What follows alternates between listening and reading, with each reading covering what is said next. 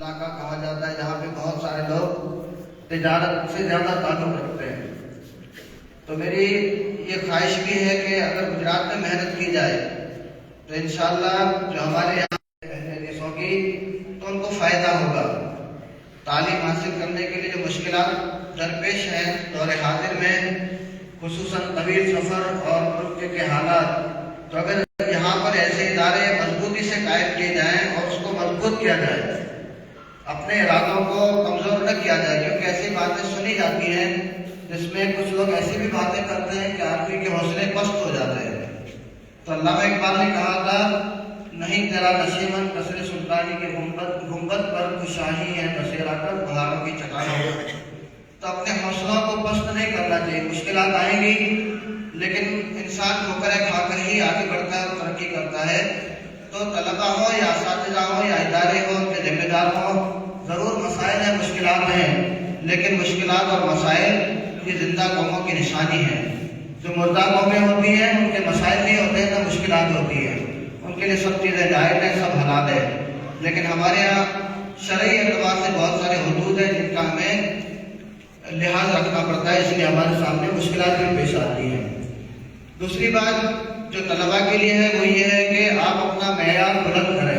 اگر آپ کو اپنا مقام حاصل کرنا ہے تو صرف ادارے سے سند لے جا کر آپ اپنے معاشرے میں، ادارے میں یا کہیں بھی اپنا مقام نہیں پا سکتے ہیں.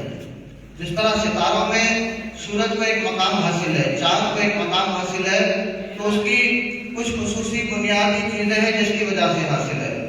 اگر دنیا میں بہت سارے ممالک ہیں تو ممالک میں جو ترقی یافتہ ممالک کہے جاتے ہیں ان کو جو فضیلت حاصل ہے تو وہ کچھ بنیادی چیزیں ان کی وجہ سے حاصل ہے، یوں ہی نہیں ہے.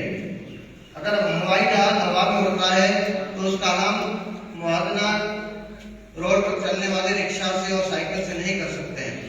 تو اگر آپ کے ارادے بلند ہیں، اگر آپ ترقی کرنا چاہتے ہیں تو آپ کو اپنے آپ کو اپنا معیار بلند کرنا پڑے گا اور اس کے لیے آپ کو خود محنت کرنی پڑے گی.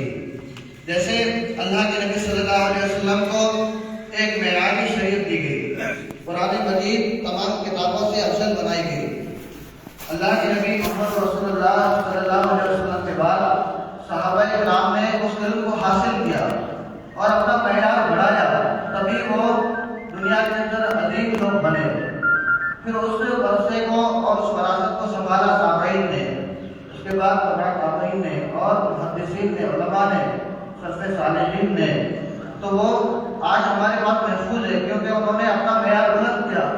تو آج دنیا میں کتنی بھی کتابیں پڑھی جائے یا لکھی جائے لیکن قرآن مجید کا اپنا معیار قائم ہے، بخاری شریف کا اپنا معیار قائم ہے. امام بخاری رحمہ اللہ، امام مسلم رحمہ اللہ کی متفق علیہ جو روایتیں ہوتی ہیں ان کا معیار قائم ہے.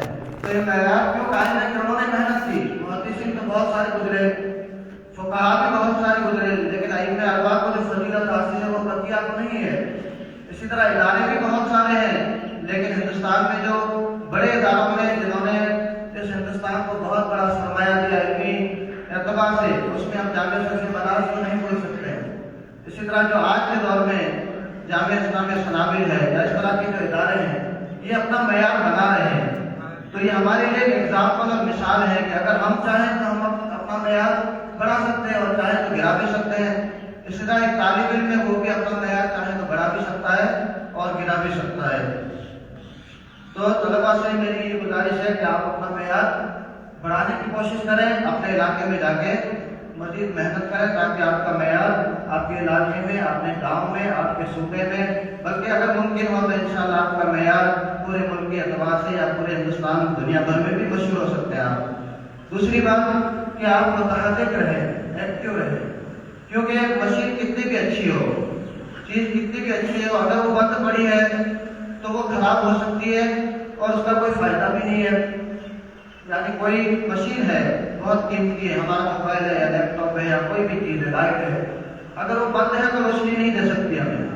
تو اگر آپ کے پاس علم ہے، آپ کے اندر صلاحیت ہے، قرآن ہے، حدیث سب کچھ ہے، لیکن آپ ایکٹیو نہیں ہے تو ان ایکٹیو چیز کوئی فائدہ نہیں پہنچا سکتی ہے.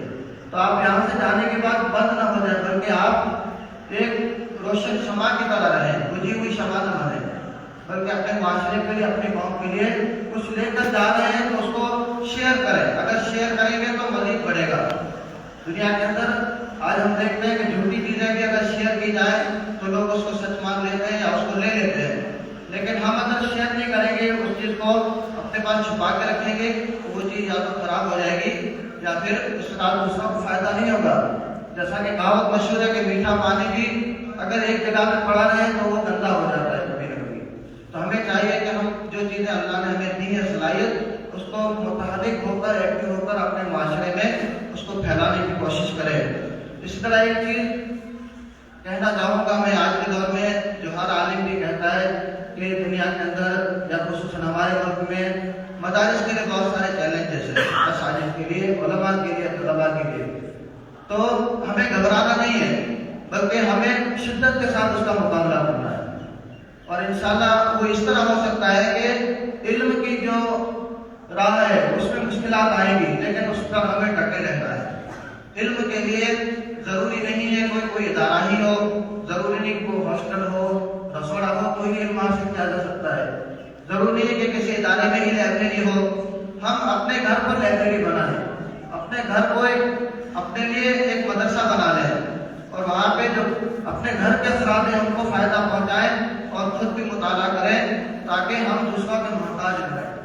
جیسا کہ ہمارے سلف صالحین کا یہ طریقہ رہا تھا کہ وہ اپنے گھروں کو لائبریری بنا دیا کرتے تھے۔ آج ہم جو ہے دوسروں کے محتاج بنے ہوئے ہیں، تو جو بھی فارغ ہو کر جائیں یا جو بھی طلباء ہیں ان کو چاہیے کہ وہ کتابیں خریدیں اور اس کو اپنے گھروں میں محفوظ کریں، گھروں کو اپنا لائبریری بنائیں، تاکہ ہمارا ہر گھر مدرسہ بن جائے، ہر گھر کو مدرسہ بنا دیا جائے، ہر گھر میں ایک عبادت کی جگہ ہونی چاہیے۔ یہ نبی صلی اللہ علیہ وسلم کا فرمان بھی ہے۔ وقت کی قلت ہے اس لیے مجھے 5 منٹ کے لیے کہا گیا تھا، تو بہرحال میں ایک چیز اور کہنا چاہوں گا کہ ہمیں یہ تمام چیزیں کو مد نظر رکھتے ہوئے اپنے آگے کے مستقبل میں جو چیلنجز آنے والے ہیں اس کے لیے ابھی سے ہمیں اپنا طور طریقہ اور اپنا جو چیزیں ہیں اس کی تیاری رکھنا ہے۔ دوسری ایک آخری بات یہ کہوں گا کہ اپڈیٹ رہنا ہے، یعنی ہمیشہ خود کو اپڈیٹ رکھو۔ دنیا کے اندر دیکھو بازار میں وہی چیز چلتی ہے جو اپڈیٹ ہے۔ سافٹ ویئر بھی آپ کو اپڈیٹ کرنا پڑے گا تبھی کام کرے گا۔ بہت سارے سافٹ ویئر ہم اپڈیٹ نہیں کرتے تو بند ہو جاتے ہیں کام کرنا۔ موبائل ہم وہی خریدتے ہیں جو اپڈیٹ ہے، چیزیں وہی استعمال کریں جو اپڈیٹ ہے۔ تو ہمیں تعلیم اعتبار سے بھی اپڈیٹ رہنا ہے۔ موبائل کا یوز، لیپ ٹاپ کا، کمپیوٹر کا یوز کریں زیادہ سے زیادہ، لیکن علم کے لیے اپڈیٹ ہو۔ اس کے اندر بھی آپ بہت ساری اپنی صلاحیتوں کو پرواز چڑھا سکتے ہیں، لیکن صرف گیم کھیلیں گے تو کوئی فائدہ نہیں ہے۔